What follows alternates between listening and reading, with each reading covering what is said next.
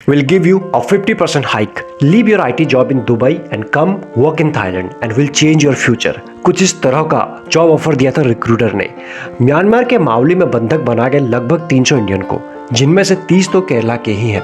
सभी इंडियंस को cyber criminal के रूप में काम करने के लिए फोर्स किया जा रहा है। उनके पासपोर्ट भी सीज कर लिए गए हैं एंड लोगों से बिना किसी सैलरी के दिन में 16 घंटे काम लिया जा रहा है और काम करने से मना करने पर उन्हें टॉर्चर किया जा रहा है और भी सजा दी जा रही है। और ये सब हुआ आईटी प्रोफेशनल्स के साथ जो इंडिया में या फिर दुबई में काम कर रहे थे। और ये सब हुआ बिटवीन अगस्त से लेकर सितंबर बीच में। लेकिन जिस जॉब के लिए लोगों को बुलाया था थाईलैंड में, एक्चुअली में जॉब थाईलैंड में थी ही नहीं, दरअसल में म्यांमार के बॉर्डर के पार थी, मतलब उस बॉर्डर के भी पार। इन लोगों को थाईलैंड के हवाई अड्डे पर अगवा किया गया था और बंदूक के नोक पर जंगल के रास्ते अवैध रूप से सीमा पार कराकर म्यांमार ले जाया गया था। और जब एम्प्लॉय बॉर्डर के पार गए तो उन्हें इमिग्रेशन स्टैम्प भी नहीं मिला, उन्हें बॉर्डर पार से स्मगल करके लाया गया था। फिर उनके पासपोर्ट जब्त कर लिए गए और बचने के सभी रास्ते सील कर दिए गए और उन्हें ऑनलाइन धोखाधड़ी करने के लिए फोर्स किया गया। ऑनलाइन फ्रॉड का मतलब है love scam, crypto fraud and duping people into investing and illegal gambling website. और ऐसा न करने पर उनके साथ मारपीट भी की गई। ये आपको थोड़ा अजीब लग रहा होगा बट ये सच है। बॉर्डर के उस पार 300 इंडियन ट्रैप है या फिर ये कहे आईटी प्रोफेशनल को स्लेव बनाया गया है। बॉर्डर के उस पार का मतलब है म्यांमार में। और इन सबके पीछे है म्यांमार में $1 बिलियन कसिनो और टूरिज्म कॉम्प्लेक्स जिसको कोको कहा जाता है और इसका ओनर एक चाइनीज बिजनेसमैन है। So this is what you would call modern slavery। आप सोच रहे होंगे स्लेवरी, वो भी 21 सेंचुरी में, बट ये 1500 के दशक में शुरू हुए स्लेव ट्रेड से अलग दिखता है। उस समय पुर्तगाल और ब्रिटेन जैसे देशों में गोरे लोगों ने अफ्रीकी देशों का कंट्रोल लिया एंड सब गार्डेड देयर पीपल। उन्होंने उन्हें गुलाम बनाया, उन्हें जंजीरों में जकड़ा और उन्हें हॉरिबल कंडीशन में काम करने के लिए समुद्र के पार भेज दिया। उन्हें शायद ही कभी कुछ दिया जाता था in terms of money, in terms of salary, और सोशल का सीधा फायदा उनको होता था जिन्होंने इस योजना को, इस प्लान को अंजाम दिया था। एंड इंपॉर्टेंट बात यह है, many companies were built on the back of slave labour. Modern day की स्लेवरी कहीं ना कहीं डेट यानी कर्ज से जुड़ी हुई है और ये तब होता है जब किसी को अपना कर्ज चुकाने के लिए कुछ समय या हमेशा के लिए काम करने के लिए मजबूर किया जाता है। उनके पास छोड़ने का कोई भी रास्ता नहीं होता है। ये जबरन शादी भी हो सकती है, यहाँ शादी बिना कंसेंट के एक परिवार से कर दी जाती है। But wait, isn't slavery illegal everywhere?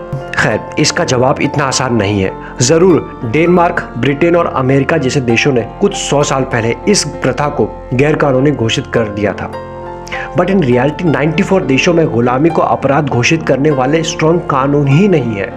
International labour organisation की एक रिपोर्ट के अनुसार लगभग 150 मिलियन लोग प्रेजेंट टाइम में स्लेव बने हुए हैं। दूसरे शब्दों में कहें, 150 में से एक व्यक्ति, 1% अभी भी गुलाम है। सी, इससे खराब और क्या होगा, इनकी नंबर बढ़ती जा रही है। 2016 के कैलकुलेशन में 2021 में मॉडर्न स्लेवरी में 10 मिलियन ज्यादा लोग थे। तो आप समझ पा रहे होंगे चीजें किस तरह से बदल रही हैं नेगेटिव वे में। और अगर आप सोच रहे हैं ऐसा क्यों हो रहा है तो इसके कई कारण हैं, like Covid, geopolitical conflict, climate change and poverty. इन सभी का रिलेशन एक ही चीज से आखिरी में आके मिल जाता है, मनी पे, यानी कि सर्वाइवल पे, यानी कि घर के खर्चे पर। और जब डेस्परेट पीपल अपने देशों से भागने की कोशिश करते हैं तो ट्रैफिकर्स उन पर झपट पड़ते हैं। In fact migrate worker are 3 time more likely to be involved in force labour than non migrate adult worker. तो आप समझ पा रहे होंगे किन लोगों को ज्यादा ये लोग टारगेट करते हैं। ये एक बड़ी प्रॉब्लम है, लेकिन चीजें कंटिन्यूसली बढ़ रही हैं because slavery is a profitable business. इसीलिए चीजें डेली बेसिस पे हमको नंबर्स के फॉर्म में भी बढ़ते हुए नजर आ रही है। According to some expert, modern day slave 18 and 19 century के कंपैरिजन में लगभग 30 गुना ज्यादा कमाते हैं। एग्जाम्पल ले, एक फोर्स लेबर एनुअली करीब $8,000 कमाता है, जबकि सेक्स ट्रैफिकर्स $36 कमाता है पर विक्टिम। एंड स्लेव इंडस्ट्री हर साल $150 अरब का प्रॉफिट कमाता है। तो इस तरह से ये है एक प्रॉफिटेबल बिजनेस और इसके लिए इन ट्रैफिकर्स को जरूरत पड़ती है लोगों की और ये ढूंढते हैं नए नए तरीके, जैसे कि रीसेंट में 300 इंडियन लोग फंसे हुए हैं। लेकिन यहाँ आपके लिए एक चौंकाने वाली बात है, आप अनजाने में मॉडर्न डे स्लेवरी में कंट्रीब्यूट कर रहे हैं। फॉर एग्जांपल, आप अपनी डेली की कॉफी को ही ले लें, चाहे आप नेस्कैफे या स्टारबक्स के फैन हो, और आपने बागानों में उगाए जाने वाले कॉफी की चुस्की जरूर ली होगी। स्लेव लेबर को रोजगार देते हैं ये कंपनीज। तो सम समवेयर ये प्रोडक्ट वहीं से बन के आता है, उसके बाद आपके कप तक पहुंचता है, यानी कॉफी मग तक पहुंचता है। दैट्स राइट, नेस्ले ने एडमिट किया है उन्हें उन सभी बागानों के बारे में पता नहीं था जो उन्हें बीन सप्लाई करते हैं, और कुछ ने स्लेव लेबर को रखा है। अच्छा, ऐसा हो सकता है कि आपकी एक कंपनी हो और आपको पता ही ना हो कि आपके लिए कौन काम करता।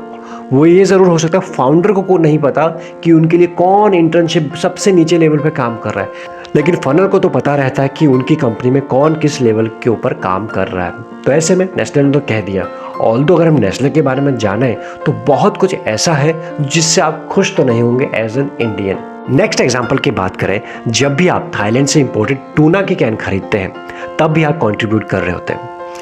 मतलब ये है, सी फूड इंडस्ट्री हजारों कंबोडियन एंड बर्मी मेल को बिना सैलरी के 20 घंटे मछली पकड़ने वाले शिप पर क्रू मेंबर के रूप में काम कराने के लिए बदनाम है। ये भी हो सकता है कि जिस कंपनी का आप शर्ट पहनते हो वो एक बाय प्रोडक्ट हो स्लेवरी का, मतलब उज्बेकिस्तान में गुलाम मजदूरों द्वारा चुनी गई कपास से बनी हो।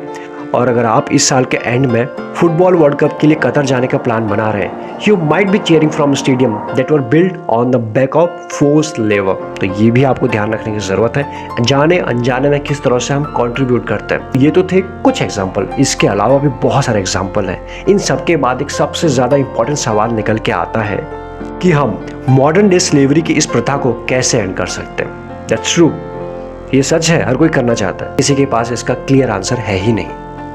बट लकीली कम से कम सरकारें इस गंभीर समस्या के प्रति जाग रही है। यूके ने 2015 में मॉडर्न स्लेवरी एक्ट पास किया, जिसमें वर्ल्ड वाइड $45 मिलियन की रेवेन्यू वाले ऑर्गेनाइजेशन को अपनी सप्लाई चेन को मॉनिटर करने और annual slavery and trafficking statement publish करने को कहा। और फ्रांस और ऑस्ट्रेलिया में भी इसी तरह के लॉ है। अगर कंपनियां इस लॉ का पालन नहीं करती और रिपोर्ट में गड़बड़ करती हैं तो उन पर भारी पेनल्टी लगाया जा सकता है। यहाँ तक कि यूरोप भी लॉ पास करने के लिए तैयार है जो फोर्स लेबर के थ्रू बनाए गए प्रोडक्ट की बिक्री पर बैन लगाएगा। तो इस तरह सरकारें अपना काम कर रही हैं। नाउ अब ये कंपलसरी रिस्पॉन्सिबिलिटी कंपनियों पर है। ये सिर्फ सस्ती प्राइस प्रोडक्ट और लेबर फाइन करने के बारे में नहीं हो सकता है। कंपनीज को इंश्योर करना होगा कि उनके लालच की कीमत दुनिया भर में लाखों हजारों लोगों से ज्यादा नहीं है। रिपोर्ट्स की माने हॉस्टेसेस को करंट लगाया जाता है अगर वो केके पार्क में काम करने से मना करते हैं। एक हॉस्टेस ने पब्लिशर को बताया जिस कैंप में ये लोग काम करते हैं वो बाउंड्री वॉल से घिरा हुआ है जिसमें स्नाइपर्स राइफल्स के साथ तैनात रहते हैं। एक हॉस्टेस ने बताया कि अब हम गुलाम हैं, उन्होंने हमें साइबर क्रिमिनल में बदल दिया है जो हर दिन बड़े बड़े पैमाने पर डेटा की धोखाधड़ी कर रहे हैं। धोखाधड़ी के ज्यादातर टारगेट ऑस्ट्रेलिया एंड न्यूजीलैंड में है। हॉस्टेज का ये भी कहना है कि हम जान चुके थे कि हमें किडनैप किया जा रहा है।